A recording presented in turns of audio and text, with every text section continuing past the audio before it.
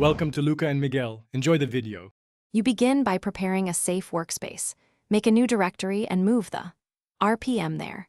Once done, confirm you have RPM2CPO and CPO installed, because RPM2CPO converts RPMs into a CPO archive that you can extract.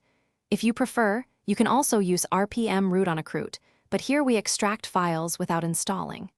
Use uname m to check architecture and inspect the RPM name for version and arch, so you avoid mixing incompatible binaries.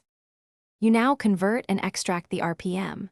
First, pipe RPM2 CPO into a CPO extraction, for example, RPM2 CPO package, RPM CPO IDMV. This preserves directory structure and file modes, so binaries land where their metadata expects. Once done, use find and ls to inspect the files.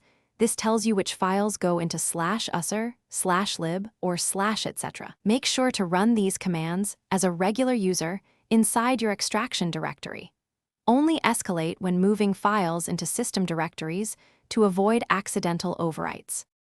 You finish by relocating the extracted files where needed. Use sudo cp to copy and preserve ownership and permissions, and then run ldconfig if you added libraries.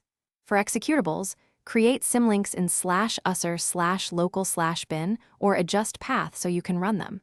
If something goes wrong, check the RPM install scripts and metadata with RPM QP scripts package. RPM. That shows pre-install and post-install actions and hints about missing dependencies. As a tip, confirm library versions and run LDD on binaries before moving them into system paths. Thanks for watching and please subscribe. It's the best investment you'll ever make.